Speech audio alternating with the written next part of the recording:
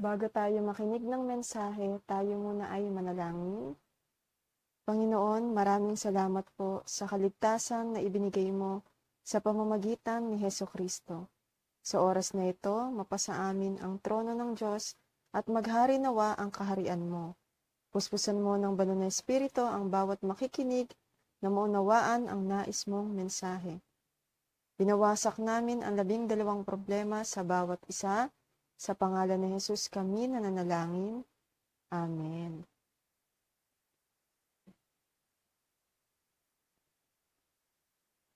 Ang pamagat ng ating mensahe ay mga pangarap ni Jose sa Genesis 37, 1-11, ikalawang lektura sa buwan ng Marso taong 2024.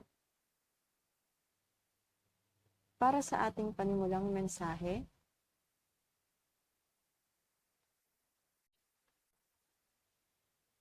pagkatapos matanggap ng mga mananampalataya ang 7 pagpapala, ibinigay din ng Diyos ang 5 katiyakan para maging matibay tayo sa ating pananampalataya sa Kanya. Una, ibinigay niya ang katiyakan ng kaligtasan.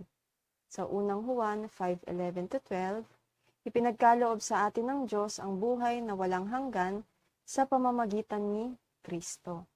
Pangalawa, tayo ay nagkaroon ng katiyakan ng kapatawaran. Sa unang Juan 1:9.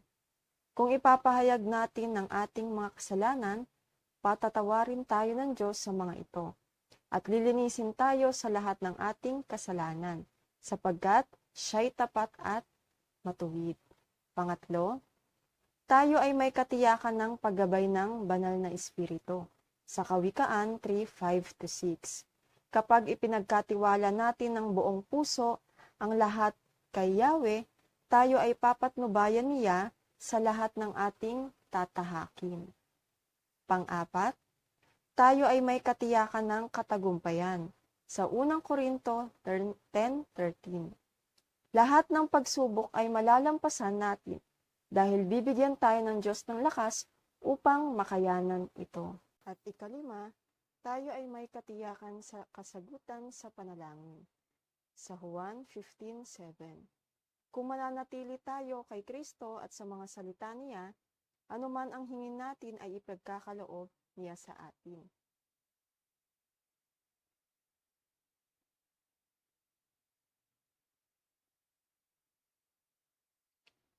Para sa ating panimulang mensahe,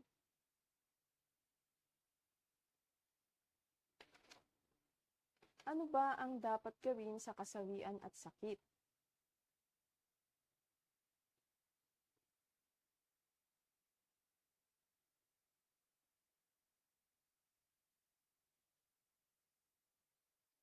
Hindi natin kayang lutasin ng mag-isa ang mga problema.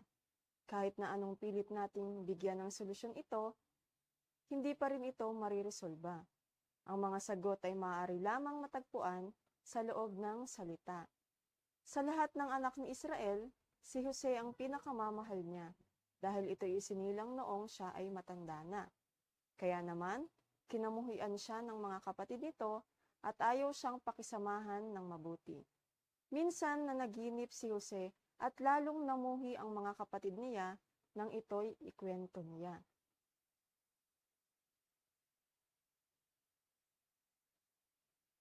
Pangalawa, paano tinupad ni Jose ang kanyang CVDIP?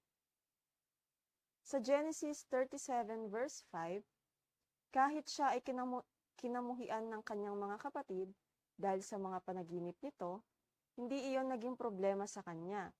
Hindi siya nagpalinlang sa sitwasyong iyon. Katulad ni Jose, panghawakan nawa natin ang CVDIP na ibinigay ng Diyos. Tuklasin nawa natin ang paglalakbay sa loob ng tipan ng Diyos.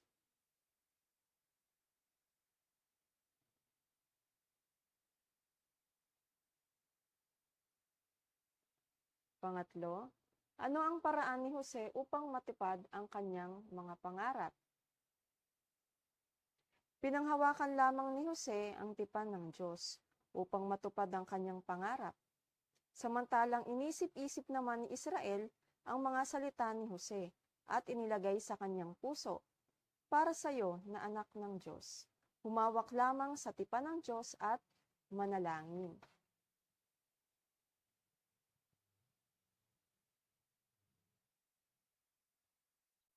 Sa ating konklusyon, ikaw ay tinawag ng Diyos bilang watchman para harangan ang panahon ng kalamidad. Bakit? Dahil ang panahon natin ngayon ay tungkol sa panahon ng mga sakit sa pag-iisip, panahon ng pagpapakamatay, at panahon ng droga. Kaya ikaw ay tinawag ng Diyos para maging spiritual summit na pipigil sa mga kadiliman ni Satanas. Ikaw ang magbibigay ng ilaw o liwanag sa mga tao.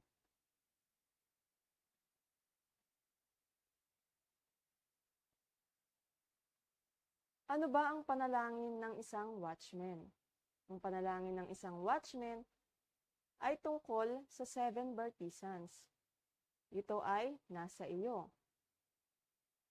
At nakasentro sa 7 journeys.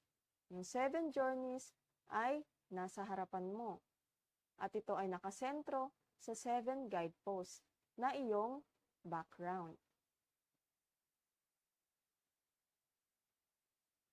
Paano ito maitatatak?